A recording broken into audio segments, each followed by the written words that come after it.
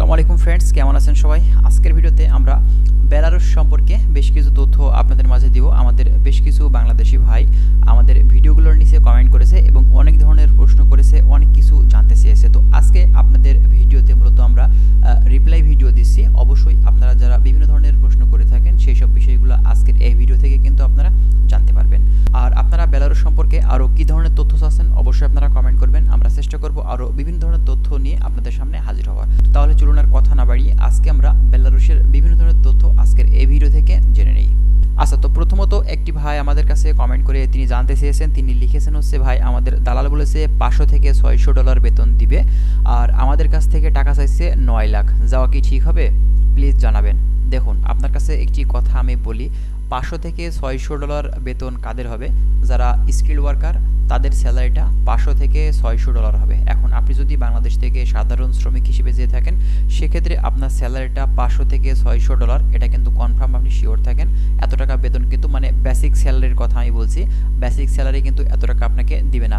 Basic salary যদি আপনার $400 হয়ে থাকে সেক্ষেত্রে আপনি যদি কোম্পানি থেকে ওভার ডিউটি করতে পারেন সেক্ষেত্রে আপনার স্যালারিটা $500 আসতে পারে। কিন্তু যদি বেসিকের কথা বলে থাকে সেক্ষেত্রে আপনার স্যালারিটা এই 500 থেকে $600 হবে না। নতুন শ্রমিকের ক্ষেত্রে যে কাজ জানে না, কাজ না জেনে এই দেশটিতে যাচ্ছেন, আর যারা স্কিল ওয়ার্কার কাজের দক্ষতা আছে মূলত তাদের স্যালারিটা $500-550 হয়। এটা যারা বিশেষ করে যারা বিল্ডিং কনস্ট্রাকশন সেক্টরে কাজ জানে, আপনারা জানেন যেমনটা ধরুন মেশন, টাইলস মেশন, তারপরে আপনার ইলেকট্রিশিয়ান, প্লাম্বার, স্টিল ফিক্সার, বিভিন্ন টাইপের যেসব কাজ আছে, ওয়েল্ডার, কার্পেন্টার, শাটারিং কার্পেন্টার, ঠিক আছে, বিভিন্ন টাইপের যেসব আপনার বিল্ডিং কনস্ট্রাকশন সাইডের কাজ আছে, এইসব কাজগুলোতে যারা দক্ষ শ্রমিক স্কিল ওয়ার্কার সেক্ষেত্রে তাদের স্যালারিটা কিন্তু একটু বেশি। আর আপনি যদি একজন নতুন শ্রমিক হিসেবে বাংলাদেশ থেকে যেয়ে থাকেন সেক্ষেত্রে বেসিক যে স্যালারিটা 500 থেকে $600 কোনোভাবেই কিন্তু ভাই এটা দিবে না।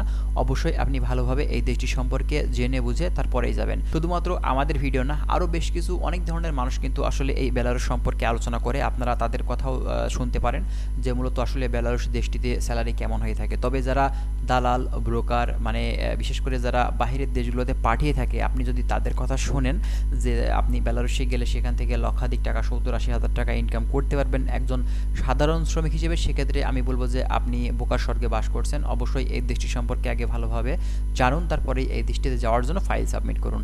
আশা করছি আপনি কিন্তু বুঝতে পারছেন। এবং এরপরে আরেক ভাই কমেন্ট করেছে, ভাই ফাইল জমা করেছি বেলারুশের জন্য, ভিসা রেশিও কেমন, কতদিন লাগবে জানাবেন, ধন্যবাদ। আচ্ছা, আপনি যেহেতু বেলারুশের জন্য ফাইল সাবমিট করেছেন, অবশ্যই এটা হচ্ছে একটি নন সেনজেন কান্ট্রি, এই দেশটিতে যেতে হলে খুব বেশি সময় লাগে না। রিসেন্টলি বেশ কিছু বাংলাদেশি ভাই গেছে, তাদের সময়টা কিন্তু 4 থেকে 5 মাসের ভিতরেই কিন্তু হয়ে গেছে। তো যতটুকু দেখা যাচ্ছে বর্তমানে এখন বেলারুশের ভিসা কিন্তু হচ্ছে, বেশ কিছু এজেন্সি এই দেশটি নিয়ে কাজ করছে। আপনি যদি ভালো একটি এজেন্সির মাধ্যমে দিয়ে থাকেন অবশ্যই আপনি 4 থেকে 5 মাসের ভিতরেই আপনার বেলারুশের ভিসাটি হয়ে যাবে। এবং এরপরে আরেকটি ভাই কমেন্ট করে তিনি জানতে চেয়েছেন যে ভাই বেলারুশে মূলত কী ধরনের ভাষা চলে থাকে বেলারুশে। তো দেখুন, বেলারুশে আপনার বেশ কয়েকটি ভাষাই কিন্তু চলে, তার ভিতরে সবথেকে বেশি যে ভাষাটি চলে সেটা হচ্ছে বেলারুশিয়ান এবং রাশিয়ান, এই দুইটি ভাষা সবথেকে বেশি চলে। মানে বেলারুশিয়ান ভাষা হচ্ছে মূলত আমরা যেমন বাংলাদেশি, আমাদের ভাষাটা যেমন বাংলাদেশি ভাষা ঠিক তেমনটাই তাদের দেশের একটা নিজস্ব ভাষা আছে, এবং রাশিয়ান ভাষাটা কিন্তু সেই জায়গাতে চলে। আর এর সাথে বেশ কিছু অন্যান্য কান্ট্রির ভাষা চলে, যেমনটা ধরুন আপনার ইউক্রেনের ভাষা আছে, তারপরে পলিশ ভাষা আছে, ঠিক আছে। মানে এক কথাতে আপনার একটি দেশে আশেপাশের যে দেশগুলো আছে মূলত এইসব দেশের ভাষা কিন্তু আপনার এই বেলারুশে চলে, ঠিক আছে। এবং এরপরে একই ভাই কমেন্ট করেছে নিচে আবারও, তিনি লিখেছেন, ভাই বেলারুশ কি ডলার হিসেব করে দেয় নাকি ইউরো দেয়? দেখুন, আমরা এই পর্যন্ত যতটুকু খোঁজখবর নিয়ে বা যতটুকু তথ্য পেয়েছি বেলারুশে কিন্তু বেতনটা ডলারে দিয়ে থাকে। আমরা বেশ কিছু প্রবাসীর সাথে কথা বলে যতটুকু জানতে পারছি যে বেলারুশে কিন্তু স্যালারিটা ডলারে দিয়ে থাকে, ঠিক আছে। এবং এরপরে আরেকটি ভাই কমেন্ট করেছে যে ভাই বেলারুশ থেকে কি লিথুনিয়া যাওয়া যায় কিনা একটু জানাবেন। দেখুন, বেলারুশ থেকে লিথুনিয়া যাওয়াটার যে প্রসেসটা মূলত আপনি যদি বৈধ উপায়ে যেতে চান সেক্ষেত্রে এই বেলারুশে অনেক দিন আপনাকে কিন্তু থাকতে হতে পারে। তারপরে আপনি বৈধ ভিসা নিয়ে, সেখান থেকে ট্যুরিস্ট ভিসা নিয়ে মূলত আপনি লিথুনিয়াতে মুভ করতে পারবেন। তবে তার জন্য অনেক সময় কিন্তু এই বেলারুশে আপনাকে থাকতে হবে।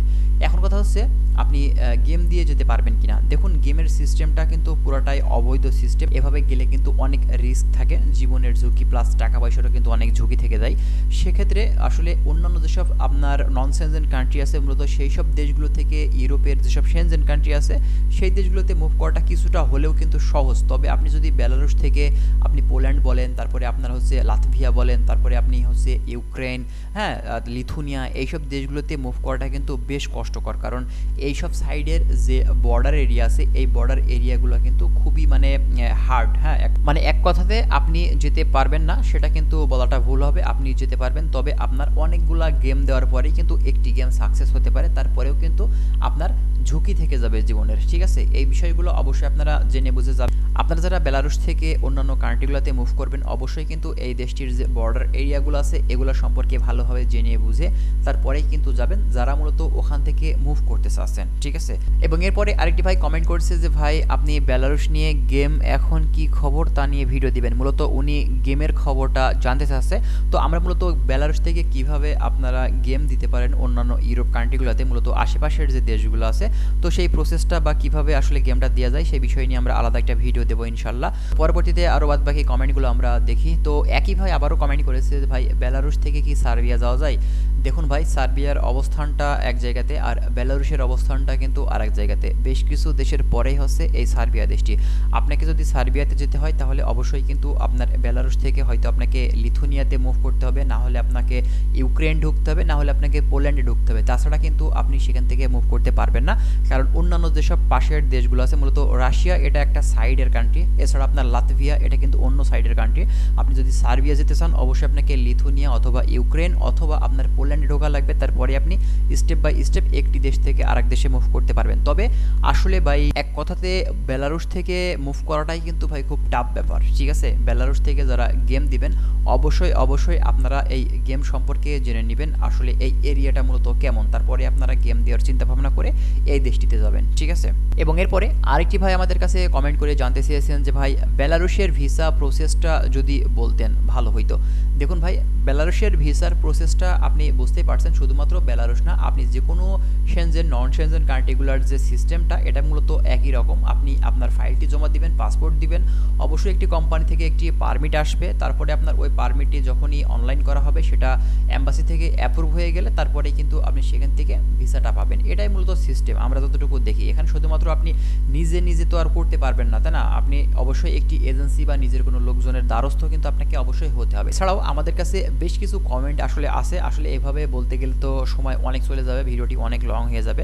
তো আমরা চেষ্টা করব নেক্সট টাইমে আরও বিভিন্ন ধরনের প্রশ্ন আপনাদের সামনে নিয়ে আসার, যে প্রশ্নগুলো আপনারা করে থাকেন সেগুলোর উত্তর নিয়ে আসার। তো বর্তমানে আজকের আমাদের এই ভিডিওটি এখানেই শেষ করছি। সবাই ভালো থাকবেন, আর যারা আমাদের চ্যানেলে নতুন ভিউয়ার্স এসেছেন অবশ্যই চ্যানেলটিকে সাবস্ক্রাইব করে রাখবেন। নেক্সট টাইমে আমরা এইসব বেলারুশ সহ ইউরোপের বিভিন্ন যেসব দেশ আছে আরও বিভিন্ন ধরনের তথ্য আপনাদের মাঝে দেওয়ার কিন্তু আমরা চেষ্টা করব। তো ভালো থাকবেন সবাই, আজকে এখানেই শেষ করছি। আপনারা কি জানতে চাচ্ছেন অবশ্যই সেটা কমেন্ট করবেন, আমরা চেষ্টা করব আরও বিভিন্ন ধরনের তথ্য আপনাদের সামনে নিয়ে আসার। তো ভালো থাকবেন সবাই, আল্লাহ হাফেজ।